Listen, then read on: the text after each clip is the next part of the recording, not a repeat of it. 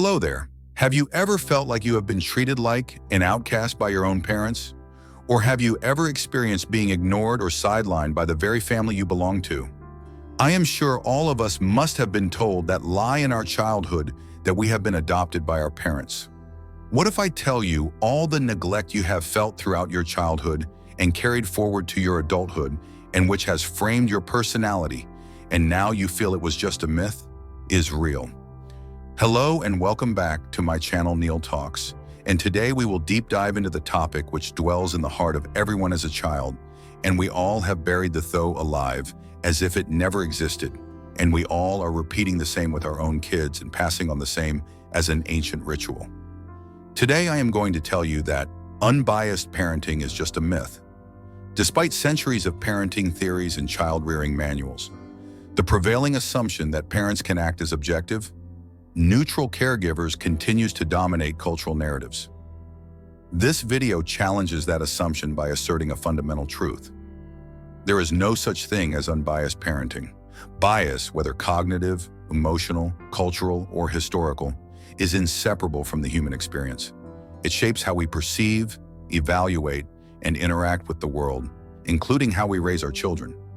The issue is not the existence of bias, but the widespread lack of awareness about how deeply embedded and influential these biases are in daily parenting decisions. A mother who was emotionally neglected in her own childhood may overcompensate by being overly involved in her child's emotional world, interpreting any sign of independence as rejection. Her behavior, though well-intentioned, is influenced by unacknowledged emotional bias rooted in her own past.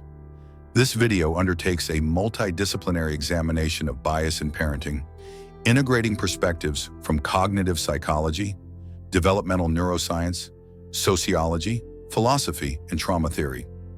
It explores both overt and subtle forms of bias, including how a parent's unresolved emotional history or cultural conditioning can unconsciously dictate behavior toward their children. The scope extends from everyday examples, like different responses to sons versus daughters, to deeper structural dynamics, such as intergenerational trauma or unconscious performance of parenting roles. The significance lies in shifting the parenting paradigm, from aspiring to be perfectly fair to striving for mindfulness and reflective self-awareness. Example: in many cultures, sons are encouraged to be assertive, while daughters are praised for being quiet and compliant. This gender-based bias often manifests in unequal expectations, disciplinary actions, and emotional support, perpetuating generational stereotypes. The research methodology used in this video is qualitative and integrative. It draws on an extensive review of academic literature, clinical case studies, interviews with parents from diverse cultural and socioeconomic backgrounds, and observational reports in developmental psychology. Vignettes, real-life case analyses, and thought experiments are employed throughout the work to vividly illustrate abstract concepts. This method allows the work to remain rooted in lived experience while engaging with theoretical and empirical scholarship. Example: a case vignette might explore how a working-class father interprets his teenage son's silence as disrespect due to his own upbringing in a strict authoritarian household. This interpretation leads to punitive reactions, despite the son's silence being a coping mechanism for social anxiety. This video is guided by the following primary questions. The types of cognitive, emotional, and cultural biases are most prevalent in parenting. How do these biases influence decision-making, discipline, empathy, and child development? Is it possible to eliminate bias from parenting, or should the goal be to manage and reflect upon it? How do neurobiological mechanisms interact with social constructs to shape biased parenting behavior? What are the implications of accepting biased parenting for future parenting models, education, and policy? Parenting might feel like a natural act, but it's actually shaped by a complex web of beliefs, memories, and emotional shortcuts. Cognitive biases are mental shortcuts that our brains use to make decisions quickly, but often irrationally. In parenting, these shortcuts lead us to treat our children not just based on what they do, but based on what we expect them to do. This chapter explores the most common biases that creep into parenting and distort how we see, interpret, and respond to our children. We tend to look for evidence that supports what we already believe and ignore evidence that contradicts it. A father believes his daughter is overly emotional. Every time she cries, he reinforces that belief. But when she calmly solves a problem, he barely notices, because it doesn't fit the story he already believes about her. Impact. This bias reinforces labels. Over time, the child starts to internalize them. Maybe I really am too much. Negative experiences stick with us more than positive ones. A child gets 9 good grades and 1 bad one. The parent focuses on the failure. What happened here? Forgetting to celebrate the rest. Impact. The child begins to feel like they're never good enough, no matter how much effort they put in. A mother raised in a critical household unintentionally repeats the same pattern with her children, always pointing out what needs improvement instead of what's been done well. The halo effect makes us think someone is good at everything if they're good at one thing. The horn effect does the opposite. One negative trait overshadows all else. The golden child is praised even when they misbehave. She must be having a bad day. While the difficult child is blamed even when they do something right. What's he up to now? This behavior creates resentment between siblings and damages self-esteem. A parent favors the high-achieving daughter, always praising her. Meanwhile, the creative, non-academic son is constantly compared and discouraged, even when he excels in art and music. We judge our children's actions based on their character. Who many times have you remarked your child with, "She's so selfish," while we judge our own actions based on circumstances? "I was just tired," or "I just had a bad day." A child forgets to clean their room. The parent sees it as laziness. But if they forget something themselves, they blame it on being too busy. This is the kind of behavior which leaves children feel unfairly judged. They're punished not for what they did, but for what the parent assumes it means. Try asking yourself, what else could be true here, instead of jumping to conclusions? We assume others think and feel the way we do, and we often project our emotions onto our children. A parent who hated school assumes their child must also be unhappy at school, even though the child enjoys it. Such a parent may withdraw support or avoid encouraging their child's curiosity, thinking they're saving them from disappointment. A parent who was bullied as a child becomes overprotective, assuming every social challenge their child faces is a threat. In a middle-class Indian household, 2 brothers grow up under very different shadows. The elder is good at school, gets high grades, and earns praise. The younger, more artistic and outspoken, is labeled problematic. The elder gets freedom and trust. The younger is micromanaged. The elder's failures are softened. The younger's successes are ignored. The younger sibling internalizes the black sheep label, develops anxiety and resentment, and grows up believing he's less capable. Bias doesn't make someone a bad parent. It just makes them human. But when we recognize our cognitive blind spots, we can start parenting with clearer vision, more empathy, and a greater sense of fairness. The goal here is not perfection, but progress through awareness. Parenting is something which does not come with a manual, just like life, and there is no one right way. Remember, we all are just experimenting. Our brains are not fixed. Thanks to neuroplasticity, they change based on experience. But this also means that parents' brains are shaped by their own childhood, and these patterns can affect how they react to their children. A parent who was raised in a home where crying was punished may automatically feel annoyed or uncomfortable when their own child cries. Even if they believe in emotional openness, their brain has been wired to associate crying with threat or failure. Emotional memories from our own past form shortcuts in the brain, which we may unknowingly act out during parenting. The amygdala is the brain's emotional alarm system. It lights up when it detects danger, real or imagined.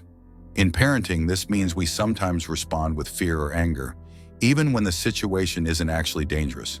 A toddler knocks over a cup of coffee. The parent explodes in frustration, not because of the juice, but because the brain associated mess or noise with chaos, perhaps from their own unpredictable childhood home. When parenting triggers past trauma, the amygdala can override logic, making us overreact or shut down. Mirror neurons help us understand others' emotions by simulating their feelings in our own brains. but we tend to mirror more easily with people we identify with, including children who behave like we did. A parent who was quiet and bookish may feel closer to their introverted child and struggle to connect with their loud, energetic child, even unintentionally showing favoritism. Our ability to empathize can be biased by similarity. This can affect bonding and emotional attunement. Parenting activates a powerful hormonal cocktail. Oxytocin builds connection and nurturing. Cortisol rises with stress and can lead to reactive parenting. A sleep-deprived mother with high cortisol levels may snap at her child more quickly, even though she deeply loves them. Chronic stress dulls emotional control, while connection hormones like oxytocin increase when parents feel supported. Biology doesn't just affect babies, it changes parents too. Research shows that brain activity differs subtly between people who identify as male and female when responding to emotional cues. This can influence how mothers and fathers react to the same behaviors. A father may respond more strongly to physical threats, e.g., a child climbing too high, while a mother may react more quickly to emotional distress, e.g., a child crying. These differences aren't rules, but they show how biology can shape emotional responses. Two parents hear their infant cry in the night. One jumps up, feeling anxious and panicked. The other rolls over, feeling numb or annoyed. The first parent may have a hypersensitive stress response linked to early emotional abandonment. The second parent may have learned to suppress emotional reactions, growing up in a home where vulnerability was mocked. Same sound, different brains, different reactions. The brain is not neutral. It carries memories, fears, hormones, and habits. These internal processes shape how we parent, often without our conscious awareness. Understanding the neuroscience of parenting doesn't mean we're doomed by our wiring. It means we have a map, and with mindfulness, reflection, and support, we can choose how we want to respond. From the moment a child is born, society begins shaping them differently based on their perceived gender. These gender norms influence everything, from the clothes we buy to the way we discipline and praise. Parents, often unknowingly, pass down these ideas. A boy falls while playing. The father tells him, "Be brave, boys don't cry." A girl falls in the same way and is immediately comforted. The lesson? Emotions are okay for girls but not for boys. These early lessons create internalized beliefs. Boys may grow up emotionally distant, and girls may feel pressured to be passive or overly emotional. Even well-meaning parents may reinforce these messages without realizing it. Culture acts as a blueprint for parenting, but sometimes it reinforces narrow or even harmful scripts. Different cultures idealize certain traits in children: obedience, independence, academic excellence, and parents shape their behavior accordingly. In some cultures, unquestioning respect for elders is prioritized. Children are discouraged from expressing disagreement, even politely. While this promotes respect, it can also suppress a child's voice. A mother discourages her daughter from pursuing sports because, in her culture, girls are expected to focus on academics and homemaking. Her bias is not born from cruelty, but from internalized expectations passed through generations.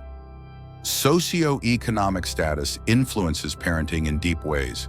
Parents from lower-income backgrounds may prioritize obedience and survival skills, while those from affluent backgrounds may emphasize creativity and self-expression. Neither is wrong, but each can become biased when it ignores the individual child. A working-class father may punish his son harshly for talking back, viewing it as a threat to authority. A wealthy parent may praise their child for the same behavior, calling it assertiveness. The same behavior is judged differently depending on the lens of class. Children absorb these class-linked values, shaping how they see themselves in the world. Religion offers many families a moral compass, but it can also frame parenting in black and white terms: right versus wrong, obedient versus sinful. This can lead to rigid parenting styles that don't leave space for emotional nuance or developmental growth. A teenager questions a religious rule. Instead of engaging in dialogue, a parent may shut them down, equating doubt with disobedience. In a devout family, a child's curiosity about other belief systems is treated as betrayal. This creates inner conflict and distance. Even though the child's intention was exploration, not rebellion. Let's revisit a classic example of the strong boy versus gentle girl seen across many societies. Boys are told, be strong, don't cry, protect your sister. Girls are told, be kind, be quiet, don't fight back. A boy learns to suppress emotions but struggles with communication later in life. A girl learns to be agreeable but fears confrontation, even in abusive relationships. Parents may believe they're preparing their children for the world, but they're often reinforcing outdated gender roles. Cultural conditioning isn't inherently wrong. It gives structure and belonging. But when left unexamined, it becomes a blind spot. Parents unknowingly pass down beliefs that limit their children's potential or force them into roles that don't fit who they truly are. Mindful parenting means asking, why do I believe this? Is this value truly mine or something I've inherited without question? In the next chapter, we'll explore how unresolved emotional wounds and historical trauma shape the way we parent, sometimes repeating the very patterns we swore we'd break. Trauma doesn't disappear when the event ends. It echoes. Intergenerational trauma refers to the transmission of emotional pain, behavioral patterns, and survival responses from one generation to the next. Parents may not realize they're reacting not just to their child's behavior, but to their own unresolved past. A father who was raised in a violent home avoids all conflict. When his child expresses anger, he panics and shuts them down. Not because the child is wrong, but because the father's nervous system remembers violence, not disagreement. The fear response is not about the present moment, it's about memory. Emotional memory passed on unconsciously. Recent science shows that trauma can even be passed down biologically. Through a process called epigenetics, extreme stress experienced by one generation can alter gene expression in future generations, without changing DNA itself. The grandchildren of Holocaust survivors show increased sensitivity to stress, even if they never experienced direct trauma. This heightened reactivity can influence parenting in powerful ways, particularly in overprotectiveness, anxiety, or harsh discipline. Some parenting instincts may be shaped by inherited biology, not just choice. When trauma goes unprocessed, it often replays, disguised as discipline, tradition, or even tough love. This reenactment is usually unconscious. The parent isn't choosing to harm. They are repeating what was modeled. A mother who was spanked as a child insists on corporal punishment. She says, "It worked for me." But underneath, she may be repeating a trauma script where pain is mistaken for love or correction. Reenactment isn't about cruelty. It's about unresolved wounds playing out in real time. Parents often project their own fears, failures, or unmet dreams onto their children. This is especially true when their childhood needs were ignored or invalidated. Instead of seeing the child as a unique person, they become a canvas for unfinished stories.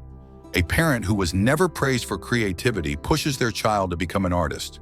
Despite the child's interest in science, the child may feel unseen and burdened by expectations they never chose. Children raised under projection may struggle with identity, boundaries, and self-worth. The parent who becomes the parent. They feared a woman swore she'd never yell at her kids like her mother did, but when her toddler starts testing boundaries, she finds herself screaming and instantly filled with guilt.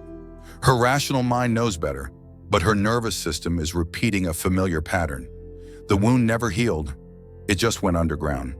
Her parenting is shaped by the past, even when her heart wants to do differently. Awareness is the first step. Healing doesn't begin by trying to be perfect. It begins by acknowledging the pain we've carried for generations. Trauma shapes parenting, not always through obvious pain, but through unconscious patterns. These patterns are not our fault, but they are our responsibility. Mindful parenting means asking, what am I reacting to? My child or my past? Is this discipline or is it reenactment? Am I parenting from fear or from awareness? Society often praises parents who appear fair, balanced, or objective. We're told to treat our children equally, love them without favoritism, and make decisions based on reason. But this idea of the neutral, objective parent is mostly a myth, and it creates unrealistic pressure. A parent gives both children the same gift and the same bedtime, thinking this is fairness. But one child is highly sensitive and needs more emotional connection, while the other thrives on independence. Equal treatment is not always fair treatment. True fairness isn't about treating all children the same. It's about meeting each child where they are. Many parents strive for objectivity because they fear losing control. When children challenge the rules or show strong emotions, it triggers anxiety and a deep desire to restore order. A teenager questions a family rule. Instead of listening, the parent doubles down on discipline. Why? Because uncertainty feels like chaos and control feels like safety. The parent isn't reacting to the rule being broken. They're reacting to the discomfort of unpredictability. Today, many parents feel watched by society, family, schools, or social media. This pressure to appear like a good parent can push them to act in ways that look right from the outside, but don't feel right inside. A father forces his child to join a sports team he doesn't enjoy, just to match a social image of a well-rounded kid. The child feels unseen, and the parent feels exhausted trying to uphold appearances. When parenting becomes performance, authenticity and connection often suffer. Moral licensing is when we give ourselves permission to be harsh, reactive, or inconsistent because we believe we're generally good parents. A mother allows herself to yell, thinking, "I'm usually patient. This one time is okay." But these moments stack up and children remember the harshness more than the intent. Our self-image can blind us to patterns we repeat, even when they hurt. Why the quest for unbiased parenting can be dangerous. The idea of being an unbiased, perfectly fair parent sounds noble, but it can backfire. It sets impossible standards. It hides real struggles under the mask of balance. It ignores the very real differences between children. A mother of two refuses to pick sides when her kids fight, but one child is consistently bullying the other. Her neutrality unintentionally supports the unfair behavior because she avoids confronting the truth. Objective parenting is not about ignoring feelings or differences. It's about being aware of your bias and doing the work to move through it, not around it. There is no such thing as a completely neutral parent. And that's okay. Parenting is personal. It's messy. It's emotional. The goal is not to be coldly fair or image perfect. The goal is to be conscious, to notice your habits, question your reactions, and stay open to learning. Mindful parenting begins with one powerful ability: noticing your own thoughts and reactions while they're happening.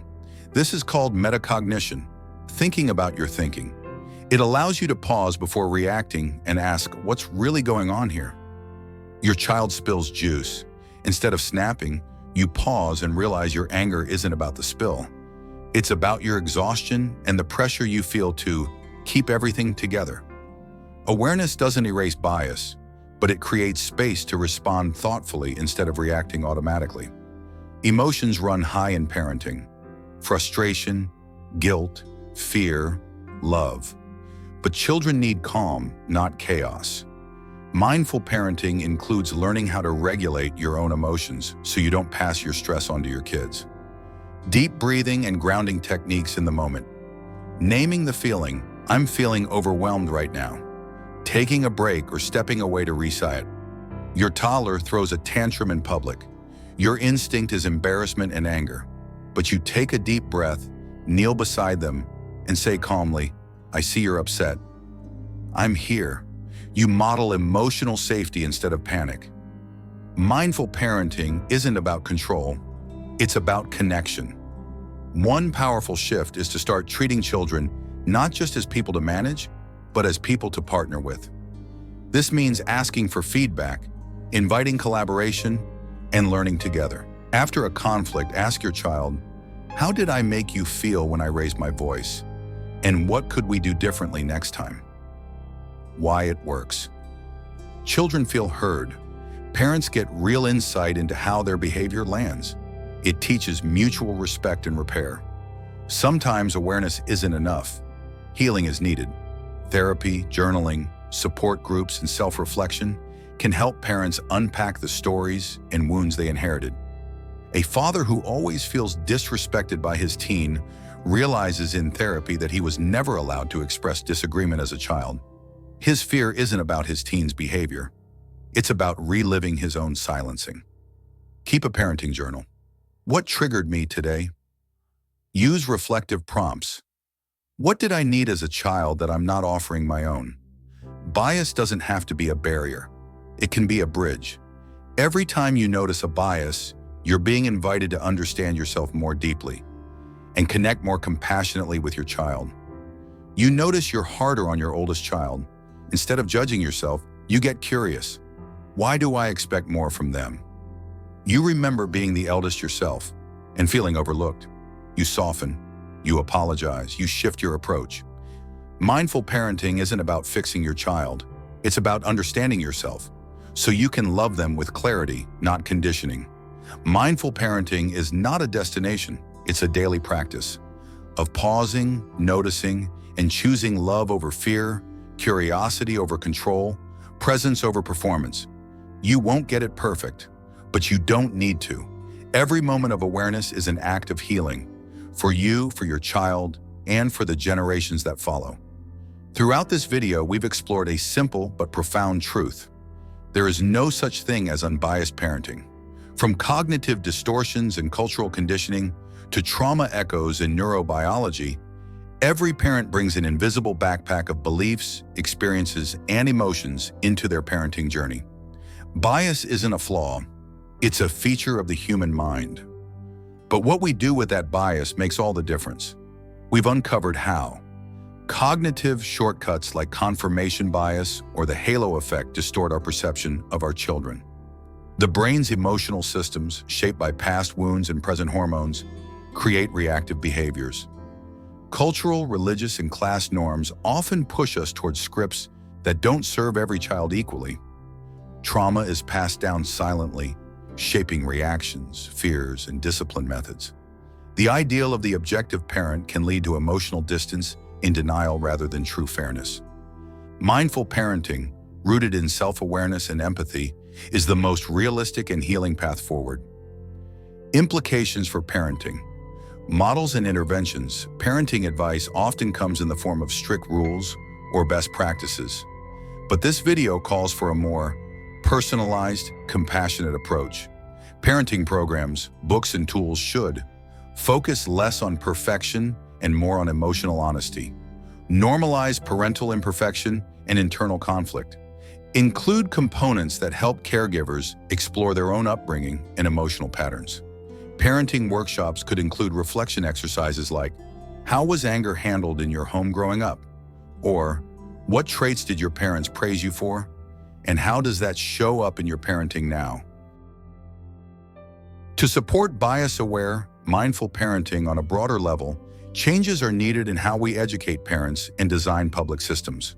Schools and pediatricians should integrate basic neuroscience and emotional regulation education into parenting resources. Public health campaigns should shift messaging from perfect parenting to present parenting. Parenting leave policies should include not only time off, but also access to counseling, especially for families with intergenerational trauma. A public parenting initiative could include free therapy vouchers for new parents, helping them reflect before habits become patterns. This work opens the door to deeper questions and explorations. How can we measure the long-term effects of mindful parenting on children's emotional intelligence? Can community-based parenting circles reduce unconscious bias by increasing exposure to different styles?